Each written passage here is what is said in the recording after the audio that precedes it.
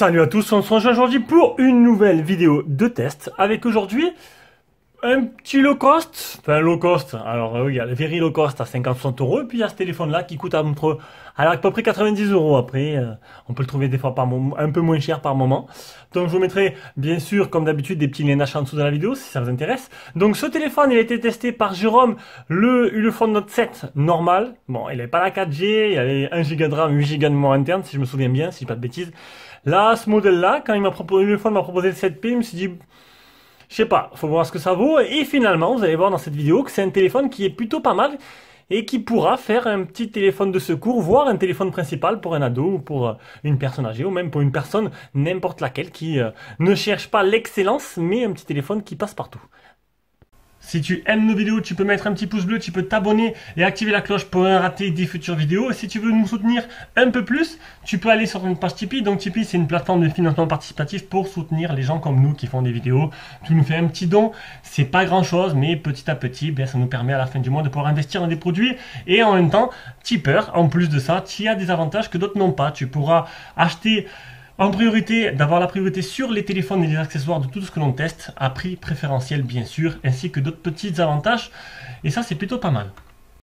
Pour ceux qui veulent voir le déballage, un déballage a été fait, donc voilà, pour ceux qui veulent le contenu de la boîte ainsi que la coque qui est fournie avec.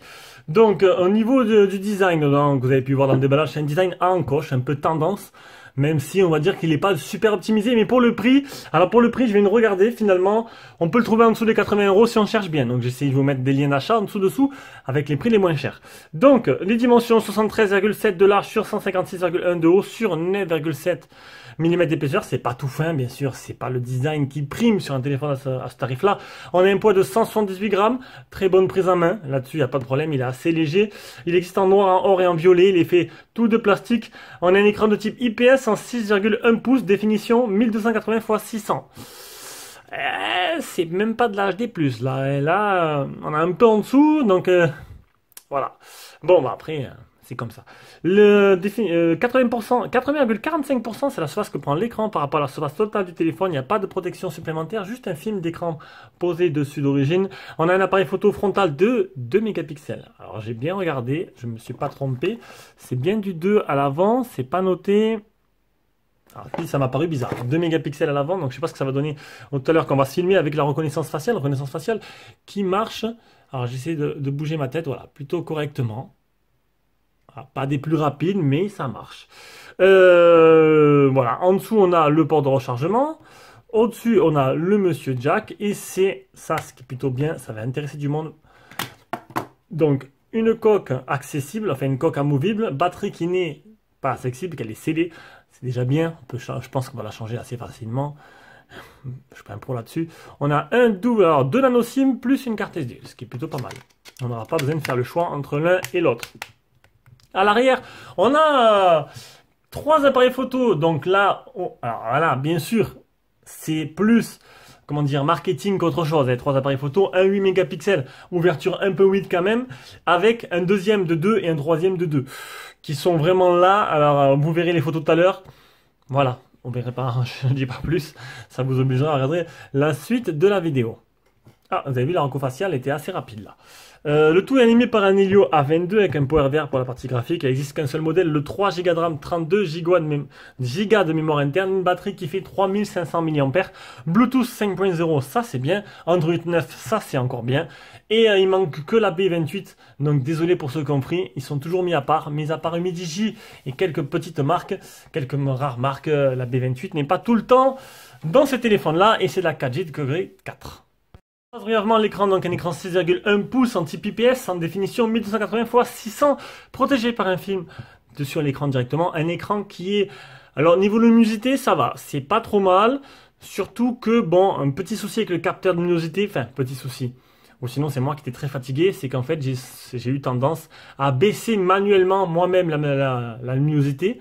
Bon, le capteur de luminosité avait l'air de marcher correctement, vous avez vu, hop, là il bouge, il s'adapte directement à la lumière ambiante, sauf que voilà, je devais être fatigué et donc du coup ça m'arrachait un peu les yeux, j'avais tendance à le baisser. Donc luminosité assez bonne et en plein soleil ça sera plutôt pas mal. Et niveau activité, rien à dire, le téléphone est très très agréable à utiliser, pas de souci là-dessus. C'est la partie logicielle, on va regarder d'abord les capteurs du téléphone. Alors c'est très rapide, accéléromètre, lumière, proximité. C'est tout, proximité qui marche correctement. On va maintenant tester le capteur d'empreinte. J'ai oublié de sortir le miroir, donc je pose, hop, voilà. Donc capteur d'empreinte qui marche très bien, qui réagit assez bien, donc là-dessus il n'y a pas de problème.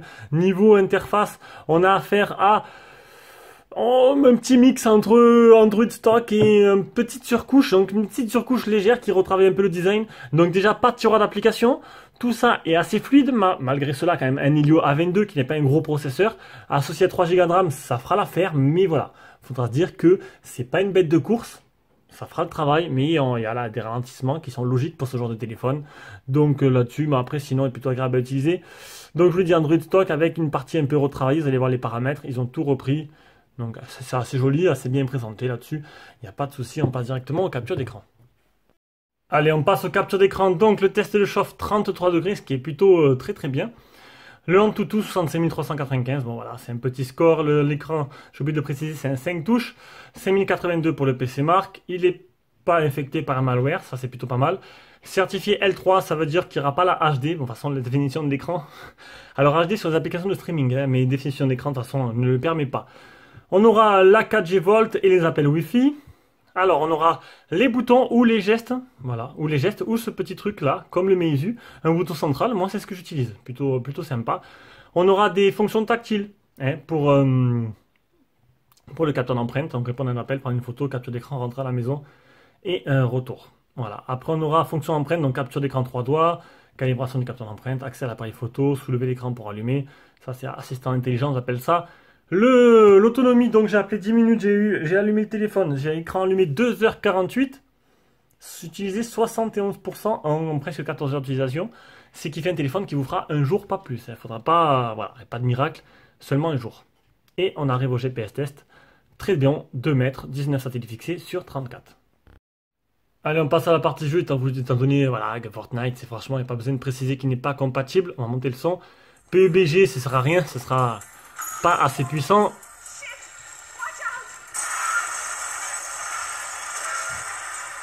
Mais le jeu sera largement capable de faire tourner des jeux assez gourmands comme Dead Trigger 2 sur le Play Store. On va essayer d'avancer un peu. Hop, on va tomber. Voilà. Donc le jeu est plutôt joli, hein. On attend de voir nos premiers zombies pour voir s'il y a quelques lags ou pas. Allez, tire. Bon, ça a l'air... Ah, quelques ralentissements. Toujours au même endroit, hein. Ah, décidément, aujourd'hui, j'y arrive plutôt bien. Bon, ça a l'air assez fluide quand même, hein. Assez fluide et jouable. Voilà, donc on passe directement à la partie photo. Partie photo, logiciel photo, donc mode image. Mode image avec intelligence artificielle, donc bon, intelligence artificielle... Pour ce genre de prix, il ne faut pas attendre des miracles, donc je me suis mis en 8 mégapixels en full screen, voilà. Après, donc on a un mode vidéo en Full HD max, Full HD 30 fps max. Voici toutes les définitions disponibles. On a un mode HDR, on a un mode nuit. Pareil, là, mode nuit, ce sera plus que, plus que optionnel. On a alors un mode photo Ultra HD. Alors ça, c'est marrant. Voilà, donc mode beauté et mode professionnel. Allez, on va revenir directement avec l'appareil photo frontal, voir un peu ce que ça donne, juste après que je vous ai mis toutes les photos que j'ai prises avec.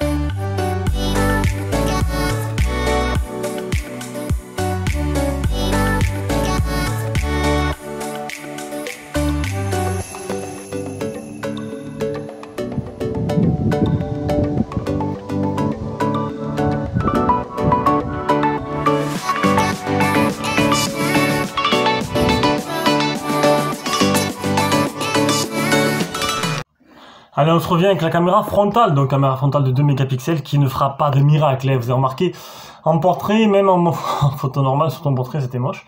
En photo normale, voilà. Et là en vidéo, je sais pas ce que ça va donner. Je le verrai après, en même temps que je regarderai. Donc du coup, sinon, en vidéo, de nuit catastrophique, de jour ça va à peu près, même si l'autofocus n'est pas automatique, il faudra le faire en cliquant sur l'écran. Les photos, alors photo de nuit, mode nuit. Excusez-moi, j'ai mis une photo de nuit et c'était en mode nuit parce que en fait il n'y a pas de différence entre le mode nuit et le mode normal. J'ai pourtant essayé de regarder les deux, j'ai slidé, j'ai pas vu, j'en ai gardé qu'une. C'est pas dégueulasse, je trouve, mais bon après voilà. Sinon, après en plein jour, c'est plutôt correct. Et ce mode Ultra HD, je trouve ça énigmatique. Alors il me sort des photos en 32 mégapixels. Donc je vous ai mis les photos normales en 8 mégapixels et à côté la même photo en Ultra HD combinée. Alors je sais pas comment il se débrouille, je sais pas quelle supercherie il utilise, mais ça te fait les 32 mégapixels. C'est pas dégueulasse. J'ai trouvé pas dégueulasse pour un petit Desktop à 90 € en bonne condition. Ça a l'air plutôt pas mal. Voilà, c'est tout. On finit ce test par la partie son. Le son communication, excellent. Excellent. D'ailleurs, ce serait bien que d'autres téléphones qui coûtent le triple ou 4 fois le prix, franchement, alors, je sais pas quel haut-parleur ils ont mis là, mais honnêtement, c'était super agréable. Le son, il est excellent. Je dis à Jérôme, franchement, j'entends trop bien. Et même, franchement, j'aurais une note à lui mettre, c'est 9,5 sur 10. Le son en communication, il est top. Voilà. Donc, je sais pas comment ils se sont débrouillés, mais bon, là-dessus, c'est plutôt bon. On va écouter le haut-parleur.